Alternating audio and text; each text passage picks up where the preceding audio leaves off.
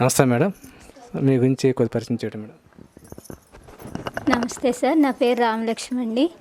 పత్రి సార్కి, శివగణేష్ సార్కి, వనిత మేడంకి అందరికీ థ్యాంక్స్ అండి. నేను ఫస్ట్ ఆఫ్ ఆల్ ధ్యానంలోకి మా ఎదురింటి ఆవిడ 41 రోజు ధ్యానం క్లాసులకి వెళ్తుంది. అది పద్మ గారి క్లాసు, అక్కడ ఆదర్శ్ గ్రౌండ్. అక్కడికి రామ్మ బాగుంటుంది రామ్మ అంటే 2 రోజులు చెప్పింది, నేను ఆలకించలేదు. తర్వాత వెళ్ళిన తర్వాత అక్కడ క్లాసులు కంటిన్యూ అవుతున్నాను. ఒక ఆవిడ ఇలా పెద్ద గంటాడు అంటున్నావు కదా, శివగణేష్ గారి సెంటర్ ఉంది అక్కడ, అహింస పరిమితి ధ్యాన కేంద్రం, చాలా బాగుంటుంది వెళ్ళమ్మా అన్నారనమాట. అయితే వెళ్దామని ఒక శనివారం నాడు ఇది చూసి అడ్రస్ కొనుక్కొని వచ్చాను. ఈలోగా వనిత మేడం క్లాస్ అవుతుంది. వనిత మేడం క్లాస్ అవుతే అక్కడ కూర్చున్నాను. మేడం ఏమో అందరి గురించి, ప్రేమ గురించి అది చెప్పారు, చాలా బాగుంది. ఒక పేపరు పెన్ను ఇచ్చి, మీకు ఎవరి మీదైనా ద్వేషం కానీ కోపం కానీ ఉంటే వాళ్ళ పేరు రాసుకొని ఆ పేపరు చింపియండి అన్నారు. ఆ రోజు నేను మా వదిన పేరు రాశాను. తనతో నాకు కొంచెం డిస్కషన్లు ఉండి అనమాట. అయితే రాయగానే తర్వాత తన మీద కోపం అది తగ్గింది, చేసింది. ఇప్పుడు తను కూడా నాతో పాటు ధ్యానమిత్రురాలు అయిపోయింది అనమాట. చాలా చాలా సంతోషంగా ఉంది. అదే ఫస్ట్ అహింస పరిమేళలో అడుగు పెట్టడం. అక్కడ కానించి ఆ రోజు కానించి అక్కడికి ఇక్కడికి కంటిన్యూగా అవ్వేదాన్ని. 41 రోజు క్లాసుల్లోని కూడా అక్కడ, అలాగే మా కుటుంబ సభ్యులు కూడా ధ్యానమిత్రులు అవ్వాలని నా కోరిక. ఇక్కడికి వచ్చిన కానించి పౌర్ణమి క్లాసులు అవి చాలా బాగుండేవి. వచ్చిన తర్వాత నా ఆరా కూడా క్లీనింగ్ అవ్వడం, నాకు ప్రాబ్లమ్స్ తగ్గడము. ఫస్ట్ ఆఫ్ ఆల్ ధ్యానంలోకి వచ్చాక ధైర్యం వచ్చిందండి. ముందైతే ఎవరినైనా చూసినా, ఎవరితో మాట్లాడినా నాకు భయంగా ఉండేది. ఎవరికి మనసిప్పి ఏ మాటలు చెప్పుకునేదాన్ని కాదు. ధ్యానంలోకి వచ్చాక మాత్రం నాలో ధైర్యం పెరిగిందనమాట.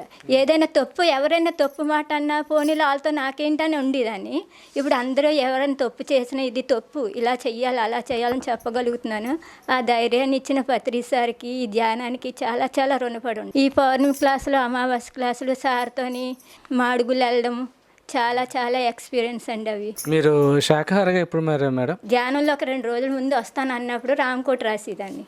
రామకోట రాసేటప్పుడు అనిపించింది నాకు అంతలో, నువ్వు రామకోట రాస్తున్నావు, నీసెందుకు తింటున్నావు అని.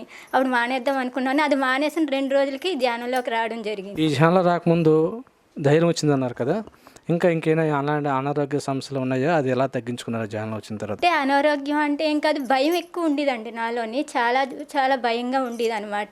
ఎవరితో ఫ్రీగా ఉండేదాన్ని కాదు. ఎవరేమన్నా ఏడుచుకొని నాలోనే నేను కుంగిపోతూ ఉండేదాన్ని. ఈ ధ్యానంలోకి వచ్చాక ధ్ైర్యం వచ్చి అలాగా నా ప్రాబ్లమ్స్ అన్నీ తగ్గించుకోవడం జరిగింది. మీరు ఈ ధ్యానంలో ఇంకెలాంటి అనుభవాలు పొందారు? ఏంటంటే ఒకసారి సాయిబాబా కనిపించారనమాట. ధ్యానంలోకి వచ్చిన సాయిబాబా కనిపించి, ఇది అందరూ చెప్పేది ధ్యానమే కదా, ధ్యానం చెయ్యాలి, అందరికీ పెంచాలి అని చెప్పారనమాట. అప్పుడు కానీ నాకు తెలిసిన వాళ్ళందరికీ ధ్యానం గురించి చెప్తున్నాను.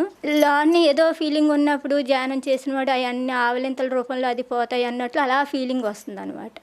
ఎప్పుడు చాలా బాగుంటుంది. హెడేక్ వచ్చినా ధ్యానంలో కూర్చుంటాను, అవి అలాగ ప్రాబ్లమ్స్ క్లియరెన్స్ అవుతాయి. ఇంకా నాకు పిరమిడ్ కట్టాలని కోరుకుందండి.